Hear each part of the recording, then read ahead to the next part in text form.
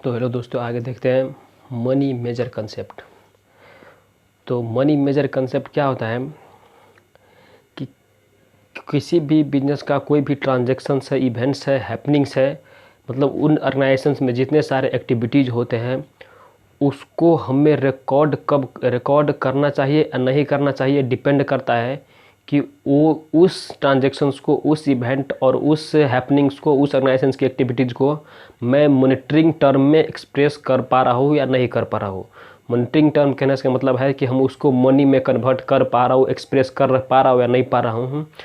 तो मनी में कन्वर्ट करना, जैसे रुपीज़, मतलब रुपीज़ में कन्वर्ट करना, ये इस यदि ये कोई ऐसा ट्रांजैक्शन है, इवेंट है, तो हम उसको रिकॉर्ड करेंगे, जो बताएंगे कि इसका यूनिट जो होगा वो मनी होगा। मनी मतलब पैसे, जैसे RS रुपीज़। तो हम इस ट्रांजैक्शंस को रिकॉर्ड करेंगे। बाकी जो मनी में, जो मॉनिटरी टर्म में, जो मनी में एक्सप्रेस नहीं कर पाएंगे उसको नहीं रिकॉर्ड करेंगे।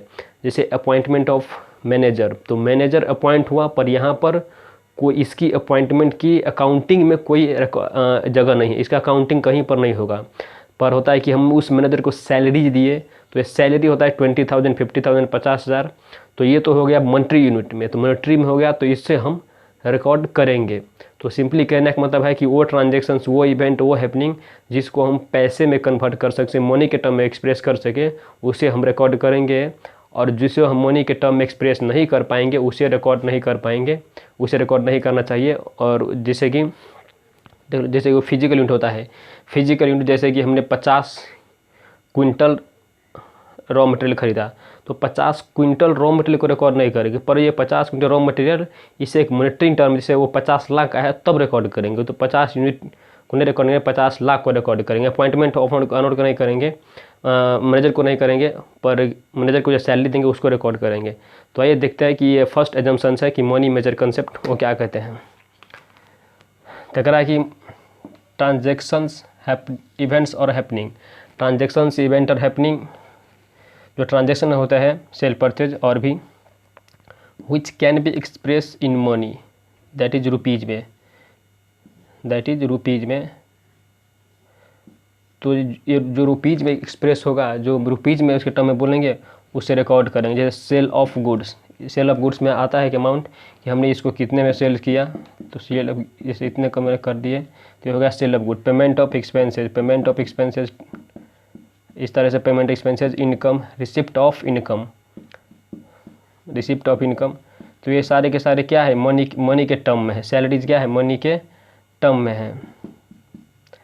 तो ये सारे के सारे ट्रांजैक्शंस को हम रिकॉर्ड करेंगे। मनी मेजर कंसेप्ट यही कहते हैं, क्योंकि ये क्या है, ये है मॉनिटरी यूनिट में है, इससे मॉनिटरी यूनिट में है, ये अमाउंट में है, तो इसे रिकॉर्ड करेंगे। और दूसरा होता है कि हम जिसको मनी के टर्म में एक्सप्रेस नहीं कर पाते, which can not be express in terms of money, money के टर्म एक्सप्रेस नहीं कर पाएंगे, उसे हम रिकॉर्ड नहीं करें। जैसे कि appointment of owner managers, appointment of managers, इसमें तो कोई मनी कंपोनेंट, जो पैसे की बात तो है ही नहीं, पर इस मैनेजर को जो सैलरी देंगे वो रिकॉर्ड करेंगे। पर अपॉइंटमेंट ऑफ, जैसे मिस्टर राम अपॉइंट कर दिए, तो अब इसमें कोई मॉनिटरी अमाउंट है ही नहीं, तो इसको हम रिकॉर्ड ही नहीं करेंगे, उसकी सैलरी को रिकॉर्ड करेंगे। जैसे factory piece of land measuring 2 acres, अब 2 एकर्स लैंड है, तो यहाँ पर कोई भी पैसे की बातें नहीं की है, किसी का पैसा का अमाउंट की बात नहीं की, तो इसको हम रिकॉर्ड नहीं करेंगे। फैक्ट्री में, बिल्डिंग में 10 रूम है, 30 चेयर्स हैं, ये सारे के सारे फिजिकल यूनिट में है, तो इसमें कहीं पर भी कोई भी किस्म का मनी और पैसे की बात नहीं है, तो हम उसको रिकॉर्ड नहीं करेंगे, नॉट रिकॉर्डेड। और हम इसको कब रिकॉर्ड करेंगे, चेंज और एक्सप्रेस इन मॉनिटरी यूनिट, मतलब रुपीज़ में इसको कन्वर्ट कर दो, तो इसको भी हम रिकॉर्ड करेंगे। जैसे factory on a piece of land measuring 2 acres, पर वो कितने का है, 50 करोड़ के, तो ये आ गया ना मॉनिटरी यूनिट में, तो हम इसको रिकॉर्ड करेंगे। 10 रूम्स, और ये 10 रूम्स ऐसे 10 रूम्स है, पर 10 रूम्स का हमने इसे मॉनिटरी में कन्वर्ट कर दिया, इसको भी हमने मॉनिटरी में कन्वर्ट कर दिया, तो 10 रूम्स है, 50 लाख का, इसको भी रिकॉर्ड करेंगे। जैसे 30 कंप्यूटर्स है, तो 30 कंप्यूटर्स है, और ये 15 लाख की है, तो इसको भी हम रिकॉर्ड करेंगे। तो यही कहता है मनी मेजर कंसेप्ट, जो कि हमें जिस चीज़ को हम मनी में एक्सप्रेस कर सके उसे रिकॉर्ड करेंगे, जिसको एक्सप्रेस नहीं करेंगे उसको रिकॉर्ड नहीं करेंगे। तो ये तो रिकॉर्ड नहीं होगा क्योंकि इसको मनी के टर्म एक्सप्रेस नहीं हो रहा है, उसको सैलरी देंगे वो रिकॉर्ड होंगे। और क्या कहता है कि इसे हम रिकॉर्ड कब करना चाहिए, कहता है कि जब ट्रांजेक्शन्स हो तभी हम उसको रिकॉर्ड करना चाहिए। उस डेट पर जो भी मॉनेटरी वैल्यू है, जो भी मॉनेटरी अमाउंट है, हम उसको उसी वक्त रिकॉर्ड करेंगे, ना कि कोई दूसरे डेट पर। जैसे कि अब देख लो कि ट्रांजेक्शन्स, ये जितने सारे ट्रांजेक्शन्स होंगे, transaction to be recorded when take place, जब ट्रांजेक्शन होंगे तभी रिकॉर्ड करेंगे, ना ही कि दूसरा डेट पे। अब मनी कौन सा होगा, money to be give should be at that time.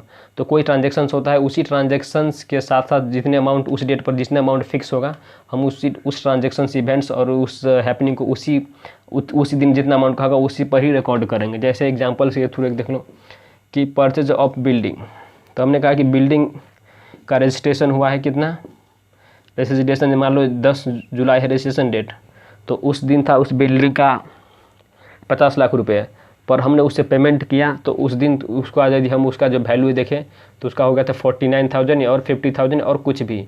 तो हमें इस अमाउंट पर रिकॉर्ड करना चाहिए,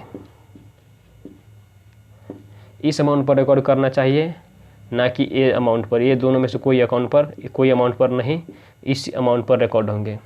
तो मनी मेजर कंसेप्ट यही कहता है कि किसी भी ट्रांजैक्शन इवेंट और हैपनिंग को हम यदि मनी में कन्वर्ट कर मनी किस टर्म में बोल सके, एक्सप्रेस कर सके, तो उसे रिकॉर्ड करेंगे। और जिस दिन ट्रांजैक्शन होगा उसी दिन उसका अमाउंट जो होगा उसी पर रिकॉर्ड करेंगे, और जिसको हम मनी के टर्म एक्सप्रेस नहीं कर सकते उसे हम नहीं रिकॉर्ड करेंगे। आगे है accounting period concept. Accounting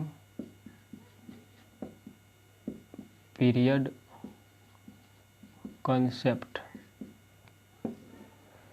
accounting period concept क्या कहता है कि हमने एक बिजनेस को तो शुरुआत तो कर दिए, इसका जो लाइफ है, जो अनफॉर्चुनेबल लाइफ है, ये तो चलता ही रहेगा, पर एक मैनेजर, एक ऑनर, एक एम्प्लॉय, एक शेयर होल्डर, एक स्टॉक होल्डर ये जानना चाहता है कि इस ऑर्गेनाइजेशन की परफॉर्मेंस कैसा है, परफॉर्मेंस इन टर्म्स ऑफ इसका पोजीशंस कैसे, इसने कितने प्रॉफिट अर्न किए, इसका लॉस कितना हुआ। तो हमें कभी न कभी इस ऑर्गेनाइजेशन की हमें इसकी परफॉर्मेंस को पता करने के लिए एक सर्टेन इंटरवल ऑफ टाइम में इसकी सारे के सारे हमें अकाउंटिंग प्रोसेस करना पड़ेगा। जैसे journal ledger, trial balance, profit loss account, balance sheet बनाना पड़ेगा। तो हमें इनसे ये पता चलेगा कि ये ऑर्गेनाइजेशंस कितने प्रॉफिट कमाए हैं, कितने इसने लॉस इनकर किए, इसका फाइनेंशियल पोजीशन क्या है, इसका प्रॉफिट इतना है तो इसको हम कैसे आगे बढ़ा सकते हैं, इसमें इंप्रूवमेंट कैसे कर सकते हैं, और लॉस है तो उस लॉस को हम कैसे ख़त्म कर सकते हैं, कैसे कोप अप कर सकते हैं, और इसको हम कोई अच्छे से एक फ्यूचर करेक्टिव एक्शंस कैसे ले सकते हैं। तो हमें इस चीज़ को पता करने के लिए हमें एक सर्टेन इंटरवल के टाइम में कभी ना कभी हम इस एंटिटी की सारे के सारे कैलकुलेशन करते हैं, सारे के सारे इसका जो अकाउंटिंग प्रोसेस वो करते हैं, ताकि हमें पता चले कि इसका जो फाइनेंशियल परफॉर्मेंस है कैसा है, इसका प्रॉफिट अर्न क्या है, लॉस इनकर्न क्या है, हम इसे पता कर सकते हैं। तो इसके पता करने के लिए मान लो एक हम यहाँ पर तो स्टार्ट कर दिए, इनकॉर्पोरेट कर दिए, तो इतना होगा 1 ईयर। अब हम जानना चाहते हैं कि इस टाइम पे इसका जो इसने क्या प्रॉफिट अर्न किया या इसने या लॉस इनकर किया, तो क्या प्रॉफिट है, क्या लॉस है, इसका क्या एसेट है, क्या इसकी लायबिलिटी की पोजीशंस क्या है, इसकी खुद की पोजीशंस क्या है। तो हमें इस चीज़ की पता करने के लिए हमें एक पीरियड में एक कोई सर्टेन इंटरवल ऑफ टाइम में, इसे बोलते हैं इंटरवल ऑफ टाइम। तो इस डेट पर हम जानना चाहते हैं कि हमें कितना प्रॉफिट और लॉस हुआ है, तो उसके लिए हमें एक इंटरवल ऑफ टाइम को डिसाइड करना पड़ेगा। ये भी एक इंटरवल ऑफ टाइम है, ये भी इंटरवल टाइम है। तो इस इंटरवल ऑफ टाइम को बोलते हैं अकाउंटिंग पीरियड। इसे क्या बोलते हैं, अकाउंटिंग पीरियड। इसको क्या बोलते हैं, अकाउंटिंग पीरियड। इस इंटरवल को क्या बोलते हैं, इंटरवल टाइम को बोलते हैं अकाउंटिंग पीरियड। तो इस अकाउंटिंग पीरियड का कहने का मतलब रिलेवेंस क्या है कि इसी टाइम गैप में यहाँ पर नहीं, सिर्फ इस टाइम गैप में इस ऑर्गेनाइजेशंस में जितने सारे ट्रांजैक्शंस, इवेंट्स और इसके हैपनिंग्स होंगे सभी को ही रिकॉर्ड करेंगे, सभी को रिकॉर्ड इस इंटरवल ऑफ टाइम में जो भी ट्रांजेक्शन्स और इवेंट्स और हैपनिंग्स होंगे हम उसको रिकॉर्ड करेंगे, हम उसी को रिकॉर्ड करेंगे। इनसे जो इसके बाद का जो कोई ट्रांजेक्शन्स होगा जो इस अकाउंटिंग पीरियड में नहीं करेंगे और इससे पहले का जो कुछ भी हो सकता है उसे भी हम रिकॉर्ड नहीं करेंगे। तो हम सिर्फ इतना ही जो गैप होगा उसी में उसी ट्रांजेक्शन्स को रिकॉर्ड करेंगे ताकि हमें पता चल सके कि इस ट्रांजेक्शन्स में कितने हमारे प्रॉफिट हुआ लॉस हुआ है। तो इस ट्रांजेक्शन्स में जितने भी ट्रांजेक्शन्स होंगे सभी को रिकॉर्ड करेंगे और इस इंटरवल को बोलते हैं अकाउंटिंग पीरियड, और ताकि हम प्रॉफिट लॉस और इसकी पोजीशंस को जान सकें। हो गया, इसको लिख देते हैं record all transactions in this time interval that is accounting period.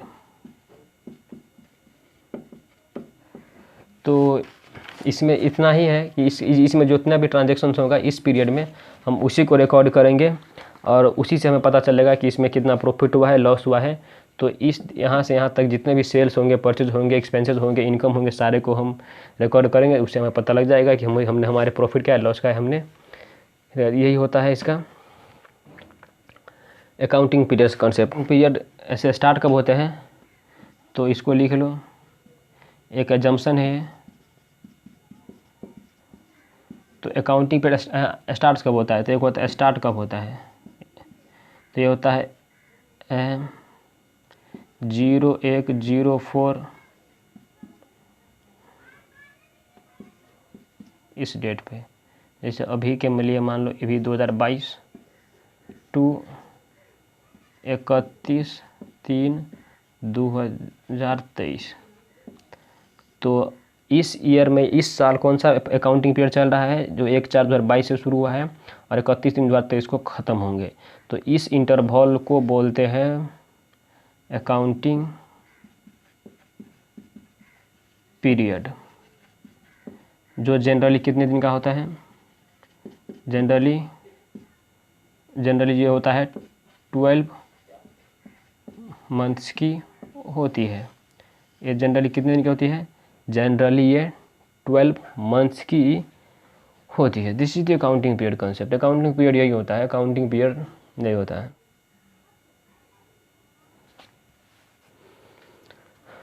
तो आगे है मैचिंग कंसेप्ट। मैचिंग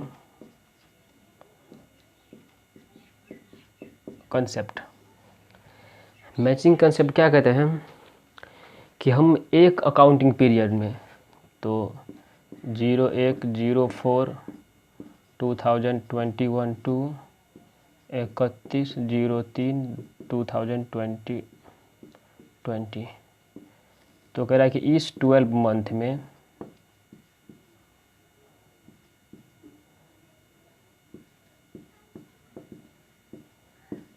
मतलब 1 ईयर में,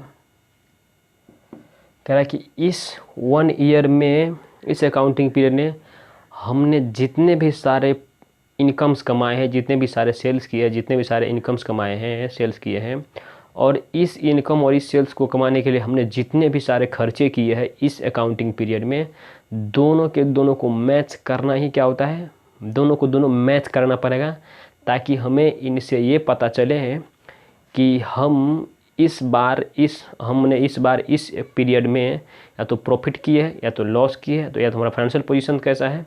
तो जितने भी सारे इस ट्रांजेक्शन्स होंगे उसको इस पीरियड में उनको हम मैच कराएंगे, रिवेन्यू के होंगे और कुछ कॉस्ट के होंगे, कुछ खर्चे होंगे।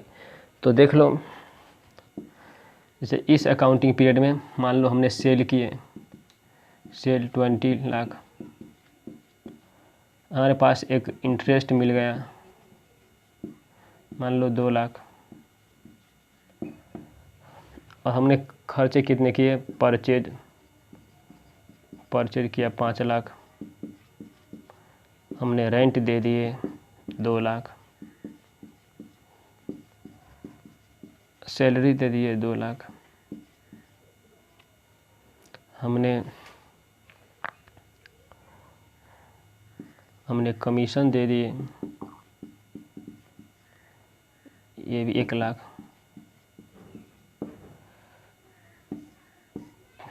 तो ये हो गया कितना 10 और ये है 22 मान लेते हैं ये। तो ये सारे क्या है, ये सारे रिवेन्यू है, ये सारे क्या है कॉस्ट है, एक्सपेंस है।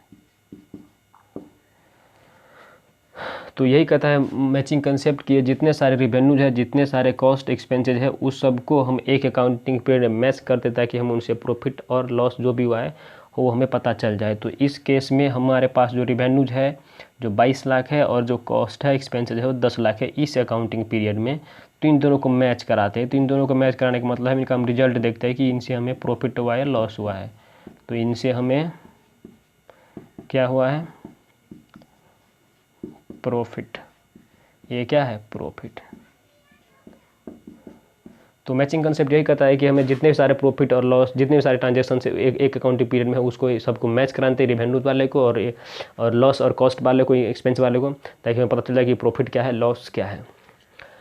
अब आगे देखते हैं हम।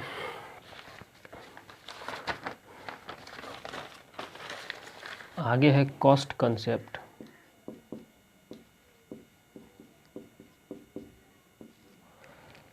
कॉस्ट कंसेप्ट क्या कहता है कि हमारे बिजनेस में जितने भी सारे एसेट्स हैं, लैंड, बिल्डिंग, फर्नीचर, इन सभी को हमें उसकी परचेज प्राइस पर रिकॉर्ड करना चाहिए, ना कि कोई दूसरे पर, जैसे मार्केट वैल्यू पर भी नहीं, नेट रियलाइजेबल वैल्यू पर भी नहीं, सेलिंग प्राइस पर भी नहीं। हमें उसे हमेशा हमेशा कॉस्ट पर ही रिकॉर्ड करना चाहिए। ये कहते हैं cost concept. The cost concept requires that are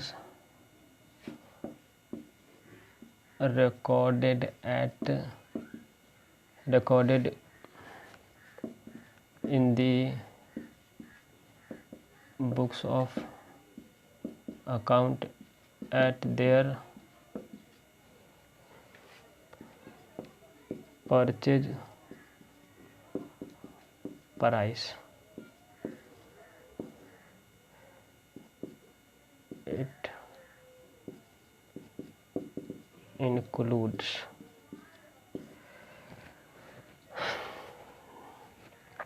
तो कॉस्ट कहते हैं ऑल एसेट्स है, ऑल एसेट्स जैसे लैंड,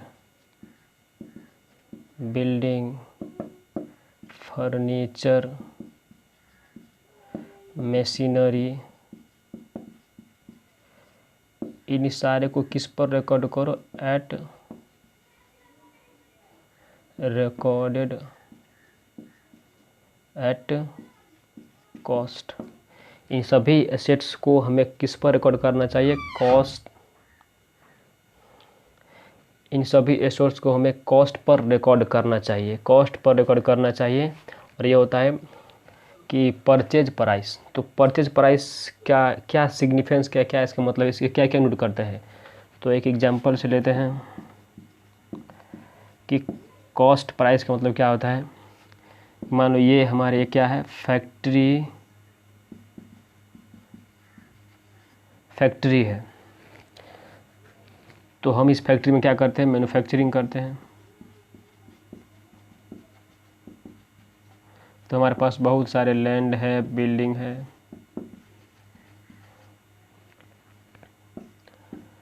तो देखो हमें एक इस प्रोसेसिंग कर ले के एक हमें मशीन चाहिए, एक मशीनरी चाहिए। जो हम मान लो यहाँ से एक शॉप है, यहाँ पर उसका शॉप है, हम यहाँ से इसको परचेज कर लिए। जो मशीनरी है, परचेज मशीनरी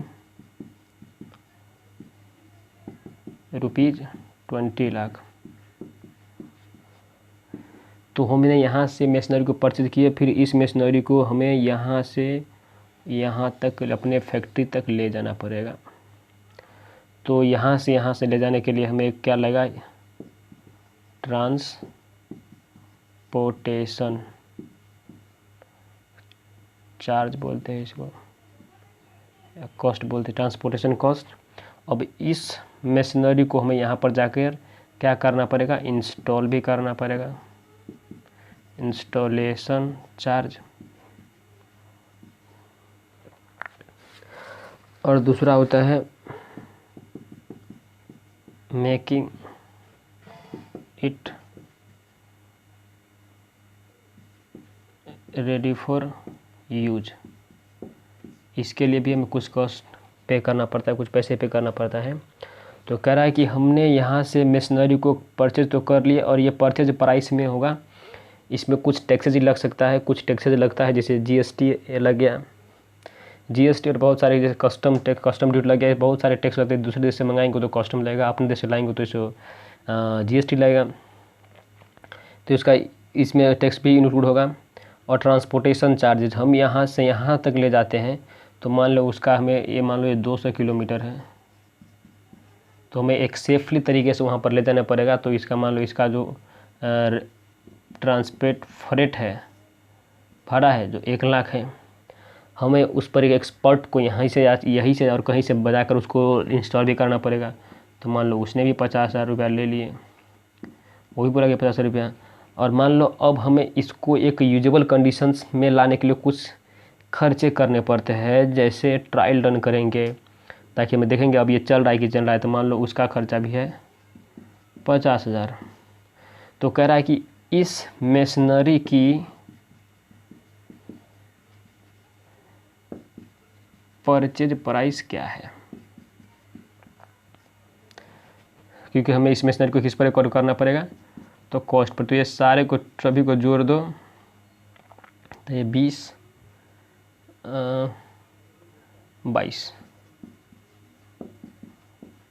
लाख रुपए। तो कह रहा है इसका जो ये क्या है, ये इसका परचेज प्राइस है, ये इसका क्या है,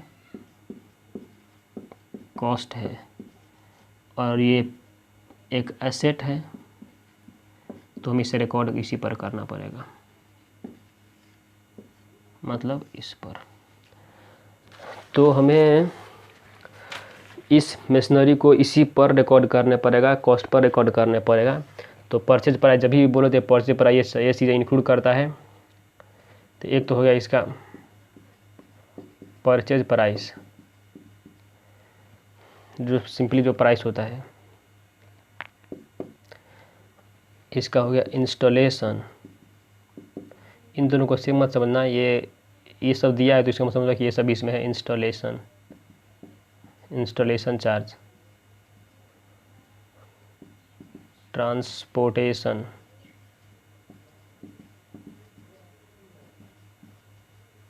चार्ज, और एक है making it ready for use. तो ये सारे ये प्राइस होगा, एक ये प्राइस होगा, और एक ये होगा, और ये क्या होगा, और अभी हो सकता है ETC। सारे को जोड़ेंगे तो यही इसका क्या कहलाएगा, कॉस्ट, और हमें इसी पर रिकॉर्ड करना पड़ेगा। तो कॉस्ट कंसेप्ट यही कहता है कि जितने भी सारे हमारे पास एसेट्स है, सभी एसेट्स को हम कॉस्ट पर रिकॉर्ड करेंगे। कॉस्ट का मतलब होता है उसका परचेज प्राइस, परचेज प्राइस में होता है सारे के सारे कॉस्ट कंपोनेंट इंक्लूड हो जाता है, जैसे installations, transportations, making ready for use. तो कॉस्ट कंसेप्ट इतना ही है। आगे है dual aspect concept. Dual aspect concept कहने का मतलब है कि ये सबसे पहले तो ये ड्यूल एस्पेक्ट कंसेप्ट अकाउंटिंग की फाउंडेशन है। इसके बिना अकाउंटिंग ही संभव नहीं है, इसके बिना अकाउंटिंग ही संभव नहीं है। इस कंसेप्ट से ही शुरुआत होता है अकाउंटिंग का। तो ये कंसेप्ट कहता है कि कोई एक सिस्टमेटिक अकाउंटिंग का शुरुआत इसी से होता है। कहता है कोई भी ट्रांजैक्शन है, कोई भी इवेंट है, तो उसका 2 फोल्ड होगा, उसका 2 एस्पेक्ट होगा, उसका 2 इफेक्ट होगा। कहने का मतलब उससे 2 अकाउंट बनेंगे। कोई भी ट्रांजैक्शंस हैं, कोई भी इवेंट है, उनसे 2 अकाउंट बनेंगे जो 2 जगह अलग अलग प्लेसेस पर रिकॉर्ड होंगे। कोई भी ट्रांजेक्शन है उसका दो इफेक्ट है, उससे दो अकाउंट बनता है और वो दो जगह पर रिकॉर्ड होंगे। और ये एक फाउंडामेंटल कंसेप्ट है, ये फाउंडेशंस है अकाउंटिंग की। तो ये ही कहता है ड्यूल एस्पेक्ट कंसेप्ट। तो देख लो, तो dual aspect is the foundation और बेसिक प्रिंसिपल ऑफ अकाउंटिंग। कहने का मतलब इसके बिना अकाउंटिंग ही संभव नहीं है। तो ड्यूल एस्पेक्ट, तो it provides very basis for recording a business transaction into books of account. तो कह रहा है कि इसके बिना तो रिकॉर्ड ही नहीं होगा, ये एक बेसिस देता है बुक्स में रिकॉर्ड करने के लिए जितने भी फ्लो है, फ्लो ऑफ अकाउंटिंग, तो उसमें से पहले रिकॉर्डिंग होता है, तो वो एक बेसिस प्रोवाइड करता है। इसी बेसिस पर सारे के सारे अकाउंटिंग चीज़ निर्भर है, यही कंसेप्ट पर अकाउंटिंग होता है। कहता है this concept states that every transactions, हर एक ट्रांजेक्शंस हैज ड्यूल, मतलब दो fold of effect and should be recorded at two place. Other words में at least two account will involve in recording एक ट्रांजेक्शन। तो यही है कि एक ट्रांजेक्शन्स को रिकॉर्ड करोगे तो इसे दो अकाउंट बनेंगे। सिंपल बात है कि कोई भी ट्रांजेक्शन है उसका दो इफेक्ट है। इफेक्ट करने का मतलब है उन ट्रांजेक्शन से दो अकाउंट बनेगा और वो दो अकाउंट दो अलग अलग जगह पर रिकॉर्ड होंगे। तो ये क्योंकि फाउंडेशन है, फंडामेंटल है अकाउंटिंग का ये जड़ है। तो हम इसको एक एग्जाम्पल से शुरुआत करते हैं। एग्जाम्पल एक, Ram started business by investing in sum of money at this much. तो कह रहा है कि Ram started a business by investing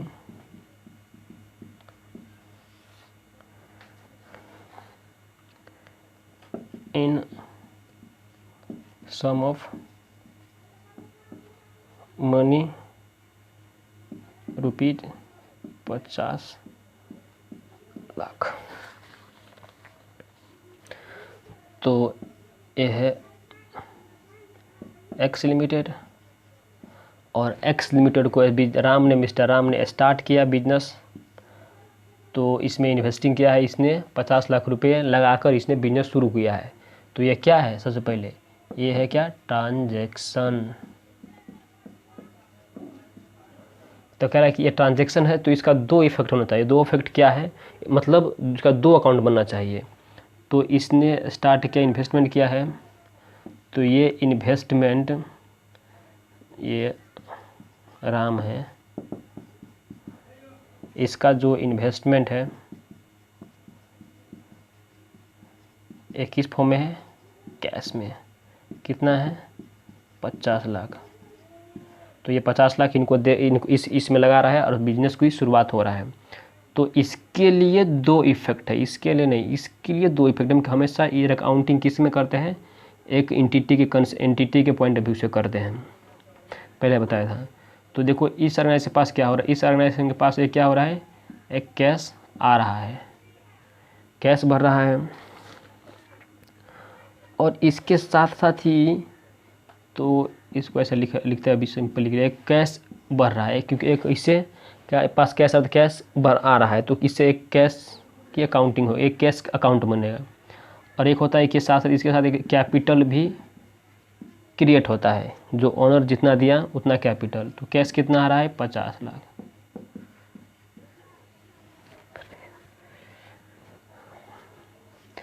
और इसी के साथ कितना है, 50 लाख कैपिटल। तो देख रहे हो कि एक ट्रांजैक्शन एक ही है कि राम ने बिजनेस स्टार्ट किया है उतना 50 लाख इन्वेस्ट करके, तो इसका दो इफ अकाउंट बनेगा। तो एक होता है कि इनसे होता क्या है, एक कैश आ रहा है, तो एक होगा ये और एक होगा कैपिटल, दो, और ये दोनों सेम अमाउंट से होगा। और ये दोनों दो जगहों पर रिकॉर्ड होंगे, ये ट्रांजैक्शन दो जगह पर रिकॉर्ड होंगे, एक होंगे कैश अकाउंट में, एक होंगे कैपिटल अकाउंट में। तो यही है इसका, इसी बेसिस पर रिकॉर्डिंग होते हैं, जर्नल बनते हैं। तो इसका दो अकाउंट बन गया और दोनों इफेक्ट बराबर है, पर ये दोनों दो जगह पर रिकॉर्ड होगा, एक होगा कैश अकाउंट में, एक होगा कैपिटल अकाउंट में। एक दूसरा एग्जांपल है,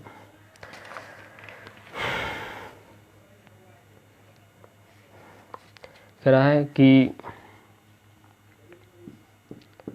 firm purchase goods of rupees 1,00,000। ये क्या है? सबसे पहले ये है ट्रांजैक्शन। अब ये ट्रांजैक्शन है तो इन ट्रांजैक्शन का 2 इफेक्ट होना चाहिए, इनसे 2 अकाउंट बनना चाहिए। तो देखते हैं कौन सा अकाउंट होता है। तो एक हमारे क्या है, एक है गुड्स,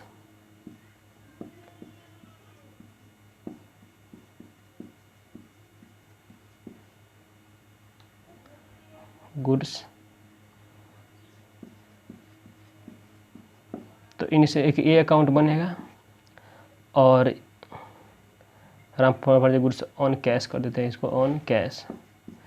और तो इनसे क्या होगा, तो एक गुड्स अकाउंट, एक परचेज अकाउंट बनेगा और एक कैश अकाउंट भी बनेगा।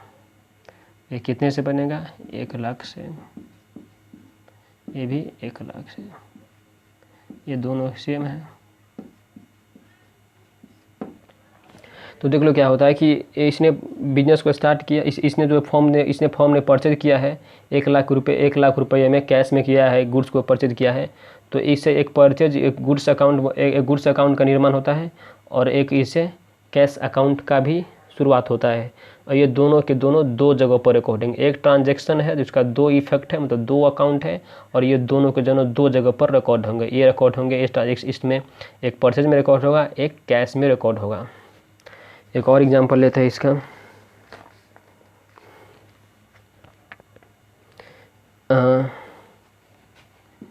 ए लिमिटेड परचेज्ड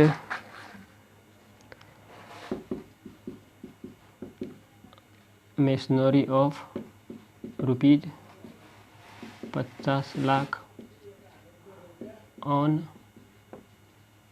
क्रेडिट। तो कह रहा है कि 50 लाख में इसने उधार में सामान खरीदे है, यहाँ पर कैश था। यहाँ इससे भी ये क्या है, सबसे पहले ये क्या है, एक ट्रांजैक्शन। कह रहा है इनसे 2 अकाउंट बनना चाहिए, 2 इफेक्ट है। तो अकाउंट इसका 2 कौन कौन बनेगा? एक मशीनरी,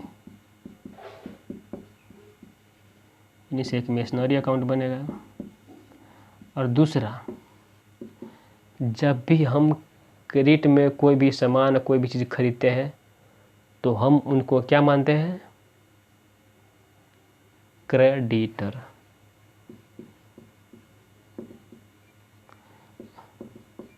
तो उनसे एक ये क्रेडिटर। तो इनसे 2 अकाउंट बन रहा है और 2 अकाउंट दोनों के दोनों जगह 2 जगह पर रिकॉर्ड होंगे और दोनों में अमाउंट कितना है? 50 लाख। इसको ऐसे लिखेंगे थोड़ा और कन्फ्यूज हो जाएगा। इसमें क्या है? 50 लाख। और ये भी ये कितना है? 50 लाख।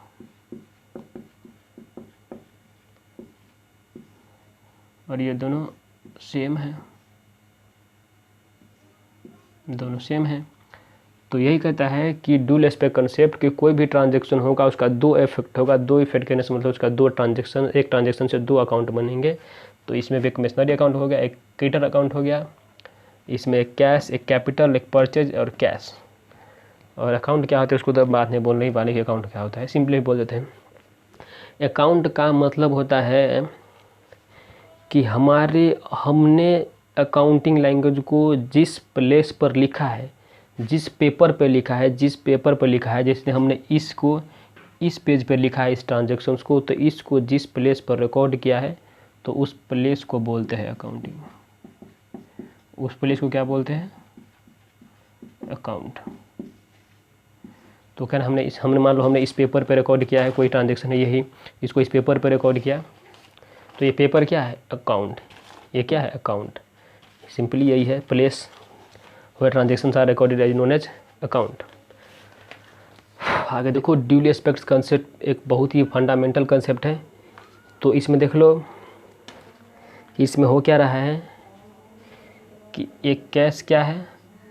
एसेट। ये हमारे एसेट्स को बढ़ा रहा है। कैपिटल, तो एक कैपिटल है, हमारे ऑब्लिगेशन है। और ये क्या है, गुड्स, ये भी एक गुड्स हमारे एसेट्स है।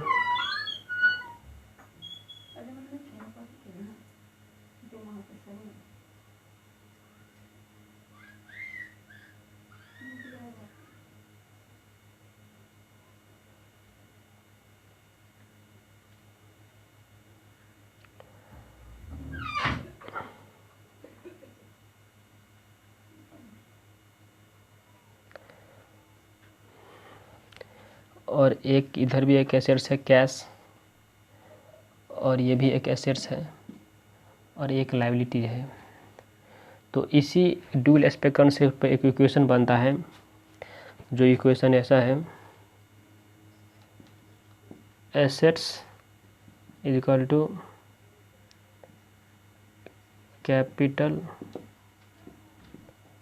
Plus liabilities, assets capital plus liabilities, ये होता है ऑनर्स की इक्विटी, और लायबिलिटीज होती है आउटसाइडर की। और इसे बोलते हैं अकाउंटिंग, ये है क्या है, अकाउंटिंग इक्वेशन। और अकाउंटिंग इक्वेशन यही है। और इसे क्या, और क्या बोलते हैं इसे, अकाउंटिंग, इसे क्या बोलते हैं, और एक balance sheet equation, balance sheet equation. अब इन कंसेप्ट पे क्या होगा, क्वेश्चन आएगा न्यूमेरिकल,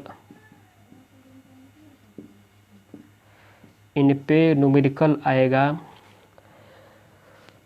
तो इसको बोलते हैं अकाउंटिंग इक्वेशन, और इस अकाउंटिंग इक्वेशन से है assets equal to capital plus liabilities, इसे बैलेंस शीट इक्वेशन भी बोलते हैं। और इस कंसेप्ट पे एग्ज़ाम में एक न्यूमेरिकल आएगा, वो न्यूमेरिकल को हम आगे देखेंगे। तो यही है ड्यूल एस्पेक्ट कंसेप्ट, इसको याद रखना इसमें ये। और इसका जो न्यूमेरिकल होगा वो आगे होगा, और वो एक एग्ज़ाम में आएगा भी। तो इसी